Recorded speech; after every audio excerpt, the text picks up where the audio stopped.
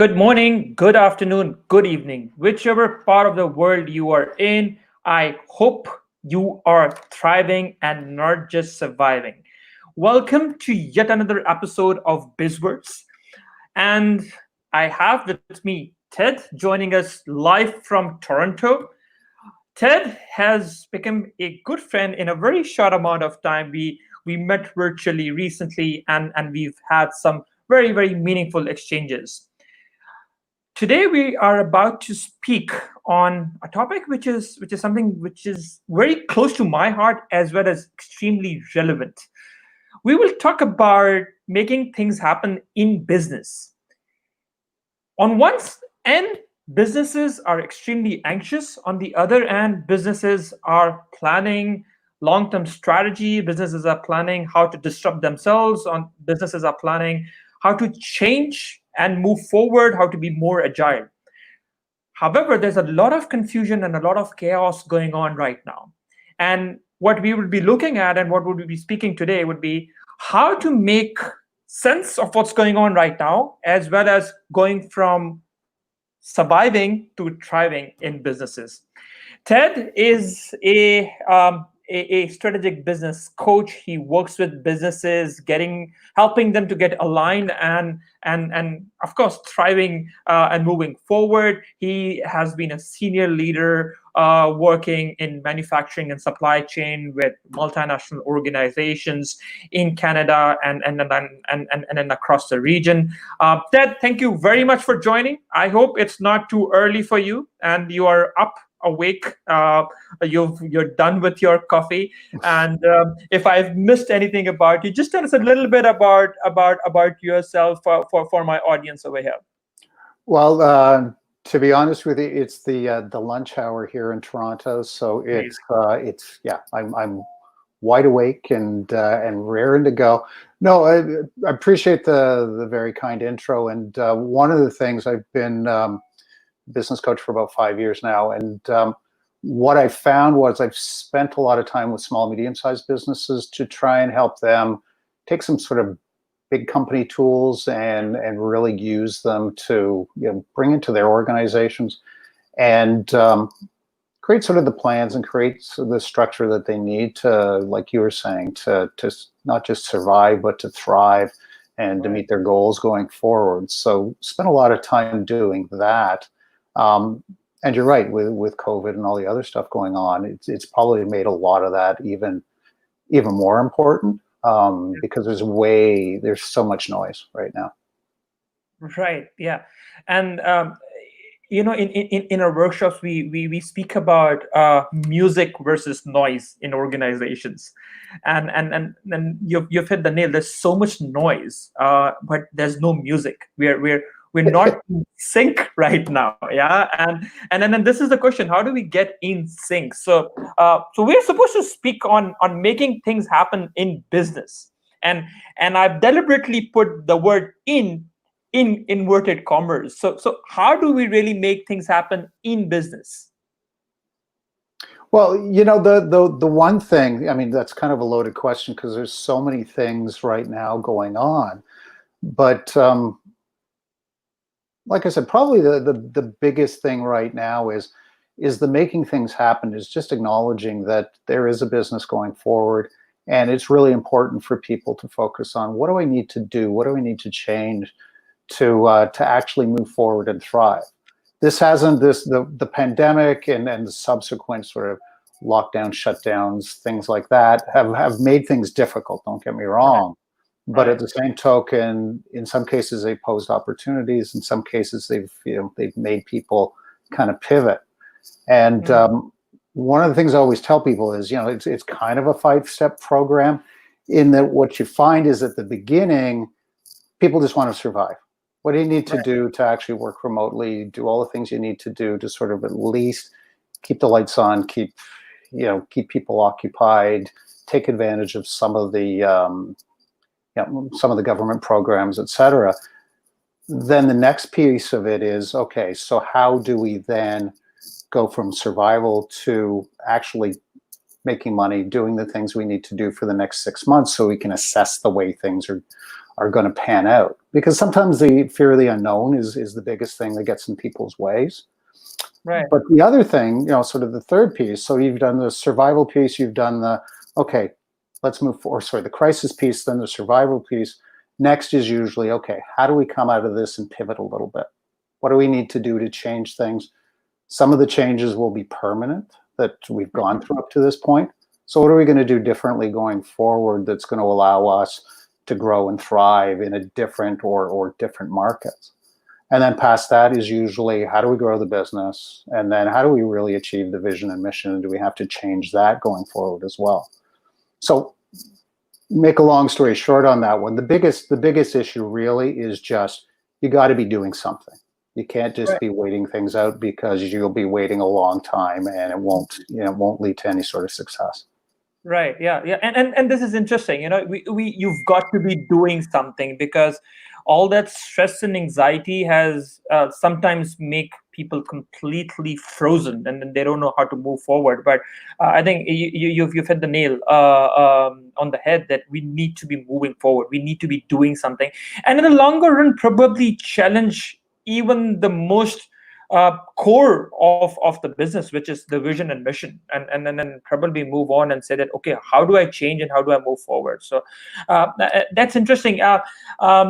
For my audience, whoever is live with us right now, please do put in your name and which city you're joining us from in the comments box.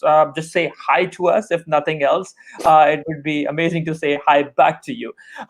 So Ted, you've been working with businesses in Toronto. You've had international exposure. You've working virtually with people.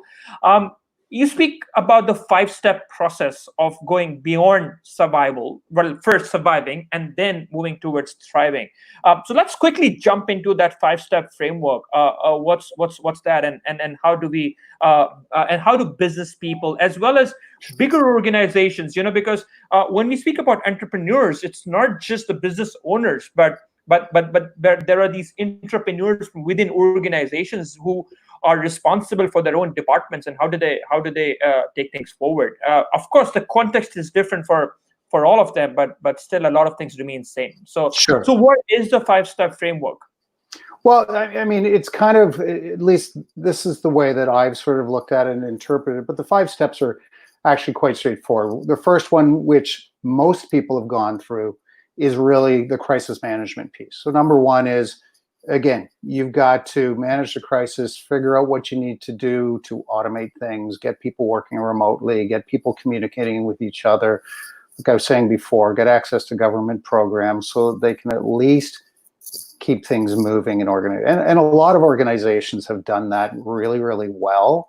And it's forced them, actually, interestingly enough, to sort of look at different business models for the way they do business.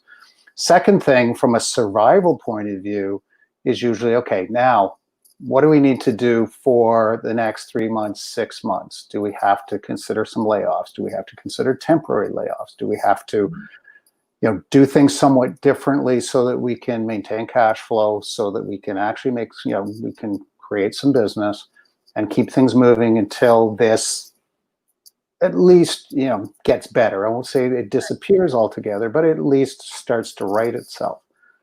Third thing, again, comes down to is recovery. So what do we need to do now to really address, has our business changed, dramatically? Who are our ideal clients? Has that changed? Has the way that our clients or the people that are buying our products, have their conditions changed? And have we got to change the way that we deliver products and services accordingly? Surprisingly enough, when you ask people the question of, what are your clients saying, or what are your prospects saying, or what is the market saying, they don't know, because they're not having that conversation. So it's really important during the recovery piece to really assess, did what I used to sell, does it really sort of resonate with people now, and will it resonate with them in the future? Right. So let me bring you back to step number 2. Right. You spoke about step number 1 was and I think a lot of businesses have probably they're either on step number one or they're going past step number one and then going to step number two. Yeah. Some of the small businesses are already in step number two for our region, that experienced the COVID Sure. pandemic a little bit early on than probably North America. And step number two is not easy. It's difficult because the entrepreneurs have their soul in the business, and their team, and many things that they were doing is also like family. And it's like giving away an organ of yours if you're really getting rid of the team, right? So it's challenging on one hand, and on the other hand, it's also that catch-22 situation where people are probably just saying that, okay, let me just get rid of all extra fat in my business, but then they don't even have the basic muscle to bounce back when the opportunity suddenly strikes. So how do people make things happen in step number two, where they have to probably cut down a little bit of fat, restructure their costs, look at benefits coming in from the government? How do you think that one should be looking at that? Well, that's a really good point, because I think a lot of times it's kind of a loaded question, because I think one of the issues is a lot of it depends, again, on what you project as being your cash flow, revenue, that sort of thing. And again, under present circumstances, and you're right, there's region to region, it's a little bit different, but it's trying to guesstimate what's your revenue going to be, what are your costs going to look like, am I going to make enough money to sort of last past this month, next month, the following month? But then the other part of it, and this is something I've had a discussion with a lot of people, because a lot of this, again, the most agonizing part a lot of times is what to do with employees. And I think part of it comes down to, addressing what are your values? What are the values you actually espouse for your employees? If you really value your employees, you're trying to figure out what's the most humane, what's the best way to treat your employees, so that when things come back, you've got people who know that they were cared for, and that the organization cared about them. And so, it's easy to, in some ways, it's easy to do sort of the calculus around laying people off. The harder part is, how do I do certain things, taking the employee's best interest in mind, because I know I'm going to bring them back in a month, 2 months, 3 months, 6 months. And I want to make sure that that's seamless, and I want them to come back recognizing that, they're part of a broader team. Right. And again, it's like a catch-22. You care for the business, you care for the people, and you somehow create the right balance. You strike the right balance moving forward, because it's interesting. I was speaking to a few employees, and they said, you know what, we don't want to be selfish also. We know the business is not making money, and we want to pay back to the business of what it has done to us in the past few months, and then probably a couple of years if we've been around. And how do I bounce back? Because individually there are no jobs also. It's difficult. So it makes more sense to stick around in a business and probably work for a lesser price sometimes, and then create value, and then create strength and muscle. So when you come to step 3, you're actually moving forward on that. And how do business owners communicate in this tough situation? What's your experience on that? How do you coach people on that? Well, again, I've a good friend of mine is a communications coach in Chicago, and we talk about this a lot, because in situations like this, you almost have to over communicate to a lot of people. But the other part of it is, you can't be afraid to deliver bad news in a really empathetic way, because I find a lot of times people will hide behind certain issues and not communicate it because they don't want to deliver bad news. But sometimes that's worse than actually delivering the bad news in and of itself. So I talk a lot to business owners and people about, how to effectively communicate, have difficult conversations. I was going to say deliver bad news. It's not necessarily always bad news, but it's always having, a difficult conversation that leaves both parties feeling that they were heard, and, and maintain the relationship at the same time. Because one of the things that that I think is going to be problematic for some businesses as they start getting back into sort of phase 3, as people start coming back to the office, as Right. people start coming back to a physical location, is how's the organization going to handle employees coming back? What are you going to do to accommodate for cleaning and sanitizing? What are you going to do for accommodating for people that cannot come back to to work in an office environment but can remotely? How do you decide when somebody says, I really don't feel that you're looking out for my best interests as an organization. I'm going to go home until you fix something, and have that conversation with people to make them realize that it's something that, if they're a valued employee, it may be a legitimate concern, or it may be something that you have to have a discussion with them about. Right. So I think with all of the variables that come into play for businesses as they start making that transition back, the ability of a leader, and it doesn't have to be just the leader of the organization, but somebody who's taking a leadership role is really understanding where those pitfalls might be, and then addressing them in an effective way. Mm-hmm. Mm-hmm. Interesting. All right. So we spoke about step 1. We spoke about step 2. We briefly spoke about step 3. But let's go back to step 3. So you've done with the surviving bit. You've made sure that you're taken the right steps. You're probably now just floating with your nose above the surface of the water.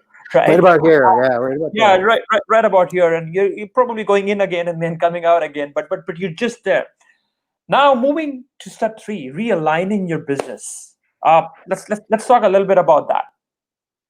Well, you've probably done this in the past. What the funny part, or the ironic part about this whole thing is, in the first couple of steps, it's really, I don't want to say staring at your feet, but you're really looking at what's just ahead of you, like what are the things that are really sort of imposing on your time in the really near future.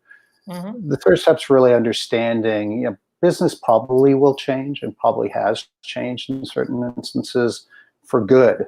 So in many cases, it's almost, well, it's not almost, it is the same as doing a SWOT analysis, or some sort of, you're looking at the landscape of your business saying, what's changed? Who am I marketing to? What are the things that I've really got to start looking at as far as opportunities? What are some of the threats that used to be out there that aren't? What are some of the things that weren't threats that are? Mm-hmm. So it's really understanding the landscape a little bit. And I can't stress this enough, because I find a lot of times people start talking about, well, I'll figure that out when the dust settles. I think once you get to that point, it's too late. I think if you start assessing now, get it 100% right, don't get me wrong, but at the same token, if you're at least thinking about, what do my customers want? What kind of products or services are out there that they're looking for that I don't provide, that I can provide? What are some of the things that I can do to get in front of them? One of the opportunities that's presented itself, and we're doing this right now, is you can communicate with your customers in different ways than you did before. If you're used to doing direct sales, you can't right now. If you're used to doing, sort of direct mail, not the most effective way to do it. One-on-one conversations doing things like this is great. So how do I get in front of those people? And then how do I talk to them when I do get in front of them? Because again, their issues are not the same now as they were, say, 6 months ago or 12 months ago. Right. So I think having that, putting that process in place to at least start thinking about it, and start even testing some of the tactics out, I think is a worthwhile thing to do, because you want to come out of this, again, the intent is to have a viable business that's going to grow and sort of meet the objectives that you want. So it's really trying to figure out, what do I have to tweak and what do I have to do differently to make that happen? Right, and then I think this is interesting. This is also the offline chat that we were having about not being transactional, but building relationships. Because on one hand, in order to survive, people are also looking at grabbing even the smallest of opportunity of making revenue. But on the other hand, It's also the long-term relationships. It's also caring for your customers, and also looking at what is it that they are what they need, and then going from being transactional to building a relationship-based network. Um, uh, and Oh, you need to strike the right balance. Yeah. well, I think you do, and it's interesting because I run into a lot of people who um, are aghast at the fact that that there's no quote unquote networking events anymore, like the live networking events, and yet at the end of the day, what they're looking for really is people to talk to, people to communicate with, people that are really value driven, that are actually going to be good, either referral partners or good resources for them and their business, and vice versa going forward. And so for a lot of people, it's also an opportunity. Yeah, there's a lot of even customers that don't mind picking up the phone right now, don't mind, having somebody connect with them on LinkedIn or, any other sort of social media way. But the interesting part about it is you have to do it in a certain way. And then to your point, the transactional part is really kind of, because if you try and have that conversation with somebody right now in a transactional kind of way, you're going to lose the script on that one. And I think that's really the important piece. And I've coached a lot of people recently to say, listen, what's going through a prospect's mind right now? What's going through a referral partner's mind? How can you help? What are the things you might want to ask them so you can understand what their real needs are versus what you think their needs are?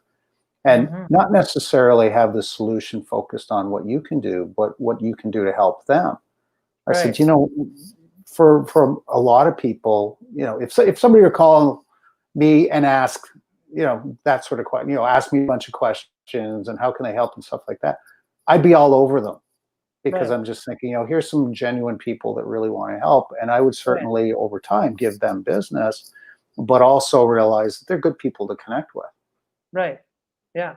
Yeah. And I think it's important to be genuine in building that network, because you rightly said people on one end are just missing those networking events which are not happening. But on the other hand, um, there's this famous sentence, right, that your net worth is equivalent to your network. The question Yes. is it a network, or is it a Rolodex of cards? Are you really connected, right? Are you really connected to people in that sense? So we spoke about surviving. We spoke about step 3 of realigning, looking at what your customers are wanting, what are the people within the business are looking at, and then not waiting for the dust to settle. Start thinking right now. And you mentioned that people are just saying that, well, things would come back to a normal. And I've heard a lot of people saying this, that listen, the vaccine is going to come by the end of the year. Next year, nobody's going to even remember what happened. Forget next year, 2022, we are back to where we were. And I really don't need to relook at my business model right now, or realign or rethink about that. Ted, is that wishful thinking? Is that pragmatic thinking? Do we really think going back to where we were in 2 years time, 3 years time, or we really need to realign? Well, again, that's an interesting question, because I think the hard part with that is, and again, like I was saying before, the biggest issue in my mind is there is a certain amount of unknown around us. And I recognize that. And so when you're trying to project what's your business going to look like in the future, you really have to start taking some stock in, how long do you think this is going to last? Is it going to be 3 months, 6 months, a year, 2 years? And I'll give you an example. Talking to some people recently that do a lot of work through trade shows. And trade shows are great ways to meet people, to connect, get people who are really interested in your product. But the problem I foresee is trade shows, probably in the way that we know trade shows, I don't know if they're really going to be back in that way, within the next 18 months. And if they are, I think it's going to be a very different way that they're going to look.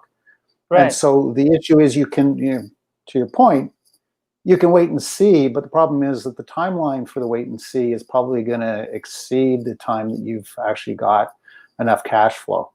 Mm-hmm. So when I think about it from that perspective, I think, I'd rather think about some of the things I can do now, think about some of the channels that I can get products and services to people, think about how to get in front of the people I need to get in front of now. Mm-hmm. And if things do sort of come back and then go back to the way they were, great. But I'm certainly no futurist, but I'm thinking, I think, the whole pandemic and what we're going through right now has changed a lot of things, and a lot of things probably permanently. And I think the more we start thinking about what the impact may or may not be on our business, the better off we'll be. Because when you think about it, Noman, one of the things I realize too is, and this is what I tell clients a lot of times, is this is an exercise you should be doing on a regular basis. So when Mm-hmm. you're planning, Mm-hmm. take a look at your landscape, do a SWOT analysis, figure out what the environment's going to look like out there. What are the opportunities that you can take advantage of and start thinking about and start testing out now? What are some of the threats that are out there that you really should assess, and are they going to be a problem or not? And then that way, you'll probably be ahead of 90% of the people in your market or in your particular vertical, Mm-hmm. which again is a good thing, because I think the more you do stuff like that, the more, we haven't talked about the idea of differentiation, but this is a great time to differentiate yourself versus a lot of other people in the industry, because they're not doing that. Right. Honestly, they're not Yeah. thinking through some of the things that they can actually, use as opportunities. So I think, to put a fine point on it, I think it's the old adage: you snooze, you lose. Simple as You that. snooze, you lose. That's so true. And in my innovation consulting, I do a lot of design sprints, and I work with organizations through design thinking. And of course, the first thing is about empathy, right? And it's about listening to your customer. And then you rightly said, we don't listen to our customers, internal customers or external customers. We assume that we know everything.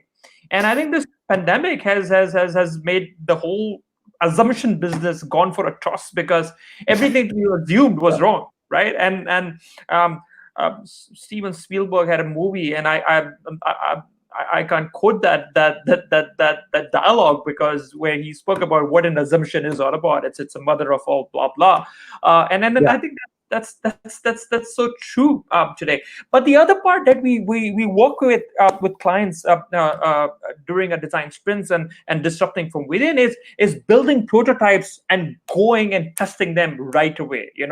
Not you snooze, you lose, as you said. Good point.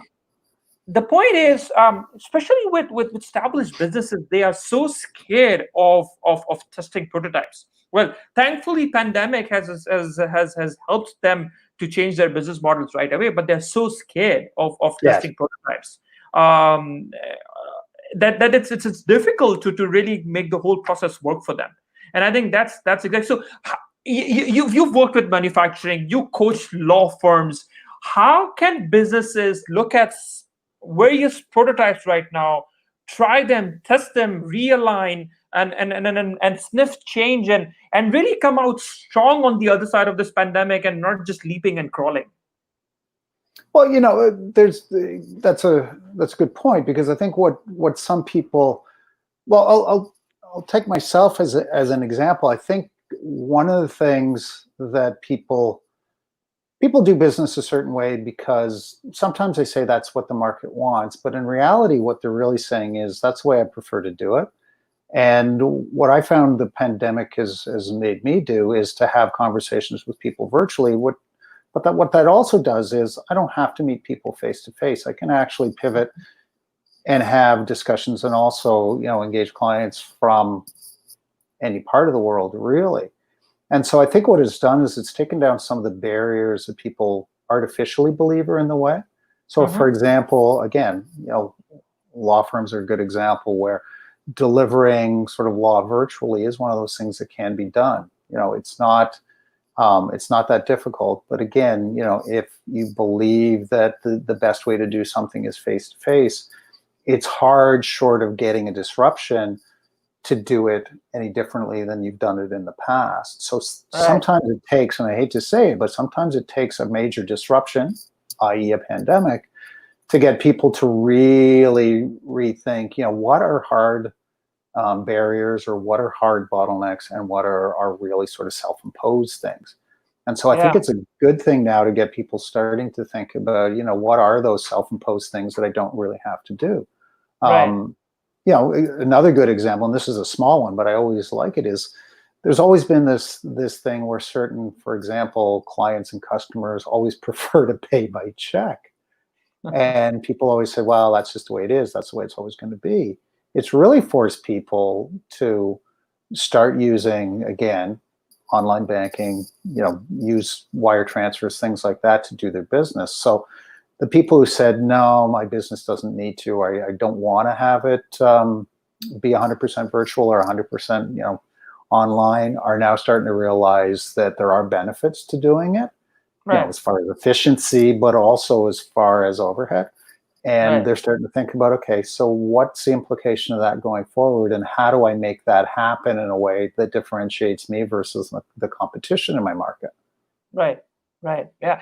And before we move on to step four, we've spoke about the three steps very quickly. You've worked a lot with manufacturing and supply chain, and I think the sector which has been the biggest hit is probably manufacturing right now. Uh, well, manufacturing is broad, but other than the essential products and the essential needs for the pandemic, the manufacturing has been the biggest hit. How do you see manufacturing realigning themselves and bouncing back much better? Because on one hand, they're the biggest hit. On the other hand, a lot of people have suddenly realized there were lots and lots of things in their life that they probably don't need. So yeah, so you're producing them, but there might not be a demand on the other side of this pandemic. Unless it's toilet paper. Probably there's a lot of demand. Yeah. Yeah.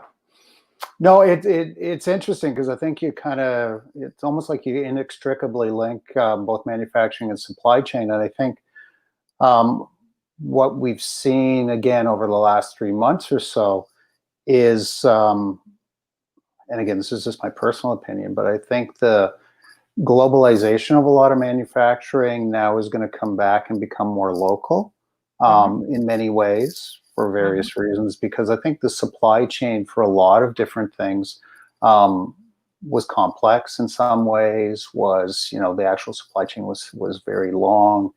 And I think for manufacturers now that um, ultimately we're going for efficiency, I think Yeah. now, and cost containment and everything else. We'll still try and do that, but I think they'll do it um, probably more on a regional scale, and try and do, and instead trying to do the speed to market and everything else.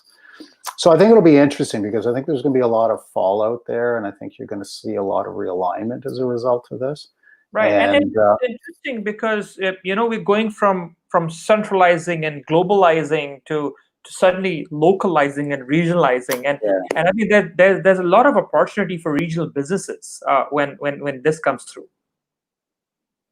No, I think there are, and again, one of the things I think is that at the end of the day, because when you really think about it too, one of the biggest impacts in general is just, and the economy is going to be jobs. Yeah. And so Yeah. hopefully I would expect the natural outcome of this whole thing also to be, if you're going to relocate, or if you're going to build locally and things like Yeah. that, that'll infer that there's going to be local jobs that will be had. And I think that's a good thing. But Right. again, it's going back to the original comment, that means, for a lot of organizations, there's a lot of variables in there as well. To Yeah. your point, I mean, a lot of manufacturers, distributors have had a real hard time because certain products aren't selling, certain stores are not open, Yeah. and so consequently, some of it, there might be pent up demand, but at the same token, whatever they lost, they might not get back for a while. So they got to Right. deal with that. They got to deal with employees. They've got to deal with the fact that now supply chains have been disrupted, and what are we going to do differently? So it's Yeah, it's going to be interesting from that standpoint. But Right. again, if you look at it from a glass half full, it's an opportunity for a lot of companies. And again, depending on the type of product and the type of supply chain you have, it's probably a good thing. But in certain cases, it at least in the short term, it's probably not. There's been a Right. lot of layoffs and a lot of disruption. Right.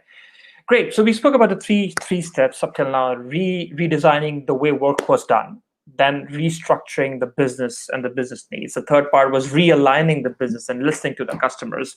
What's step four? Well, when you think about it, I mean, you're sort of, again, you've gone from being, in pretty good shape to crappy shape. Now I'm starting to come back. The next part of it is, what's my growth plan? So Yeah. if you've done a good job in step three, which really is, okay, what's the current situation looking like? How do I sort of rise? I think the next part is, okay, so what's my plan over the next year, 2 years, 3 years to actually grow? Mm-hmm. And so it's really trying to figure out, what are those levers you have to pull? What are the things in the market you really have to understand a little bit better? And how do you, similar to step three, how do you gauge yourself against your competition so you can really see, Is it you easy have, to forecast the market? Is it pardon me, easy to sorry? forecast the market?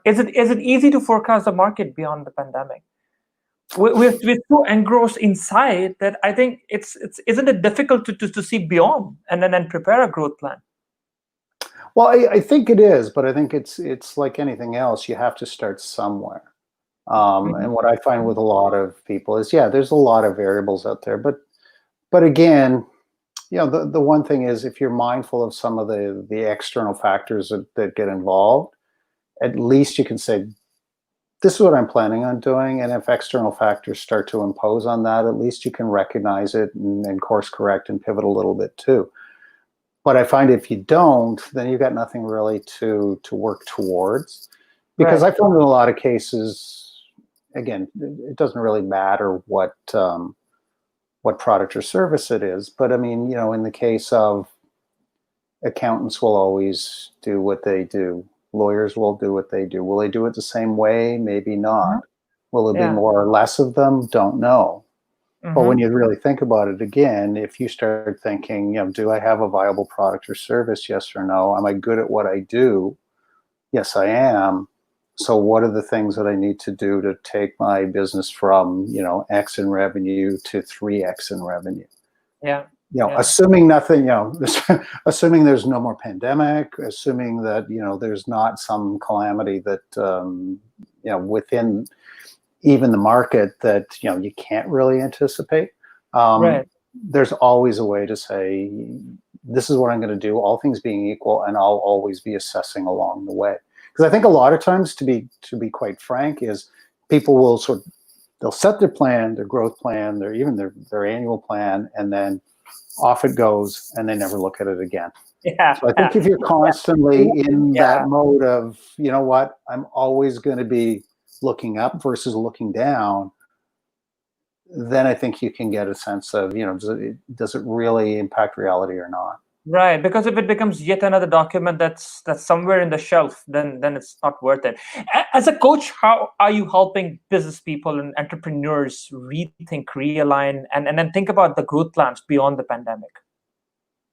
I think to be quite frank, I think part of it is just, it's almost like talking about step five is, what was the vision you had for your business in the first place? Where did you want to go with this? Hmm. Right now is kind of, I hate to call it a blip or a bump along the road, because it's a really, really big bump. But what I'm finding with a lot of people, and this goes back to something you and I were talking about, I think, a little bit earlier, is you're trying to give people a sense that things aren't all unicorns and rainbows. But if you have a positive perspective on things, and that you're really looking for opportunity, and you really are trying to engage people that can help, Hmm. it's very surprising how much you can get accomplished. So I Right. think half of or a lot of what I'm doing right now is getting just people thinking in terms of, what can I control? What are the things I can do to make things better going forward? Knowing that say come September, we're really going to start talking about, okay, let's talk about what your plan, or we talk about now what your plans are for the balance of the year. But just because, of the pandemic and everything else doesn't mean you have to throw all your plans away. It just Right. means you've got to recast them a little bit. But if you wanted to sell your business in 3 years' time, let's talk about that still. If you Yeah. wanted to be a gazillionaire by 2024, that's still on the table. So Right. don't, I'm sure you find the same thing, is that Right. Yeah. the more you get people sort of excited about the future, the less they start thinking about the things that are causing them the most pain. And that's a good thing, because it's like they're trying to create, something that is getting them out of the situation they're in right now. So it's positive change. Right. And then I think that's a powerful metaphor, to focus on things that are causing the most pain. The pandemic talks about tests, and if you see any symptoms, you get tested. But in the Yeah. business, we see symptoms so many times, and we don't do those tests. We don't look at the pain areas, and we don't go to those pain areas and then work on them. So coming out of the step 5, and which usually is step 1. It's like revisioning the whole thing. Um, Yeah. why do you keep Well, when it you at think step about 5? it, step one is almost, you don't want to think vision when you're thinking about, holy crap, how am I going to work, from home? Where am I going to set things up? How am I going to, do I have laptops for everybody to work? So I would normally agree. It's like, let's figure out what that is. But a Mhm. lot of times it's, listen, you've got 20 minutes. You've got to clear out, move off, do things completely differently. So go. And I think a lot of times people, the whole vision thing is kind of irrelevant if you can't keep the doors open. Right, right. That's true. And I think probably around the turn of the year, a lot of organizations, a lot of businesses, small and big, would probably be revisioning, moving on. And then I think that's Mm-hmm. where the 5th step would probably kick in, or the 5 phases would kick in. Yeah. Um, um, a few quick rapid fire questions. So we spoke about networks, Yeah. so how do one moves from transactional relationships to building community? Oh, you hit a good one there.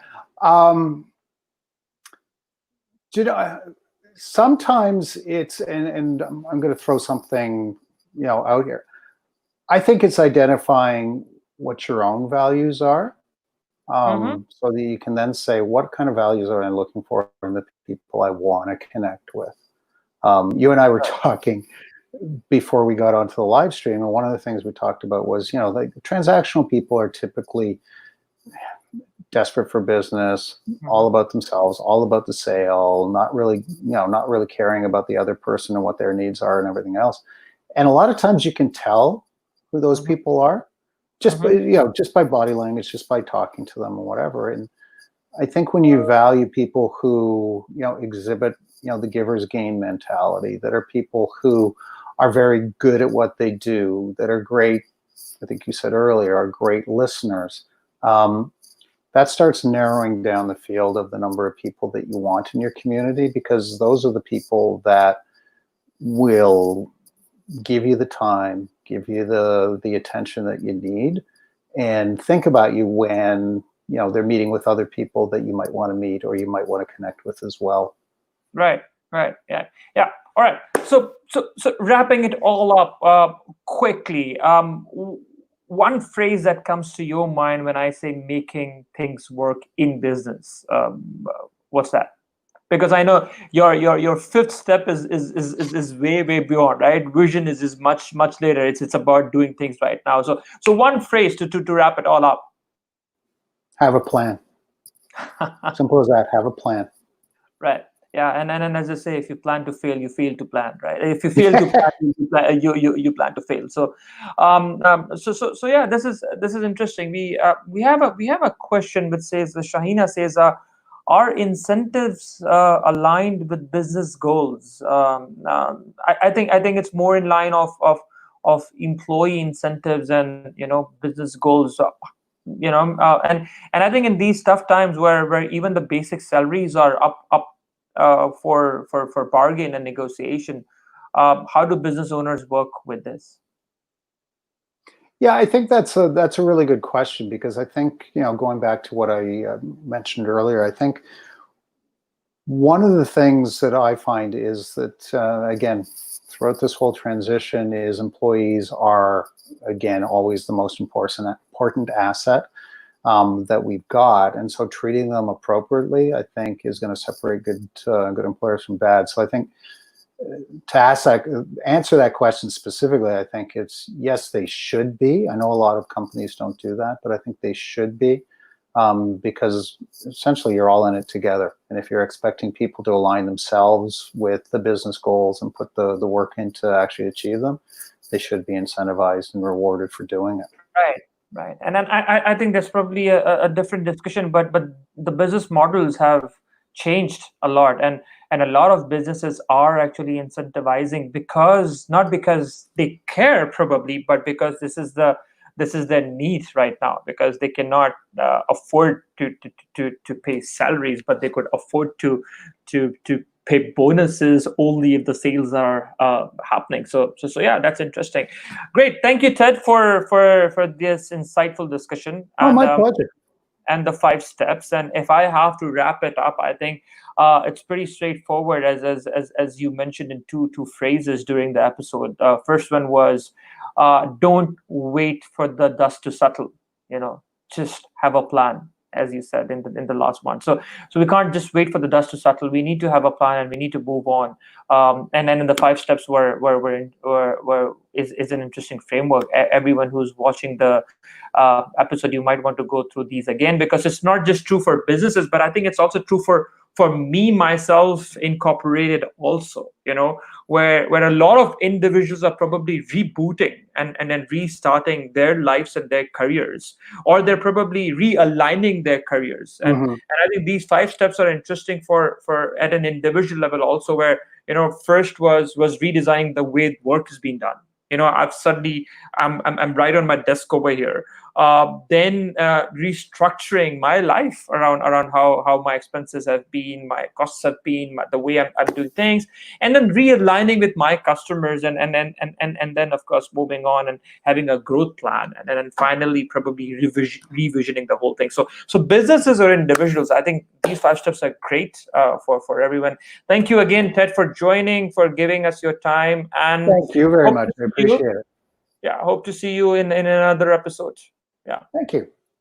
great. All the Thanks. best. Have a good evening. Good evening to, well, again, as I usually say, good morning, good afternoon, good evening to everyone. I don't think there's morning anywhere until unless somebody's joining us from Japan. It would be very, very early morning for them, or probably Australia. Or California, yeah. Uh, California, yeah, Yeah. yeah, that would be morning for them also. So yeah, but great. Thank you very much for all those who've been with us. Thank you for joining us in yet another episode of Bizverds. If you are not subscribed to our channel on Facebook or on link or on YouTube, do press that bell icon on YouTube, just so that you are informed whenever we are going live, and you can watch yet another episode of Bizverds. Thank you, Ted. Thank you, everyone who've joined in. Hope to see you soon again.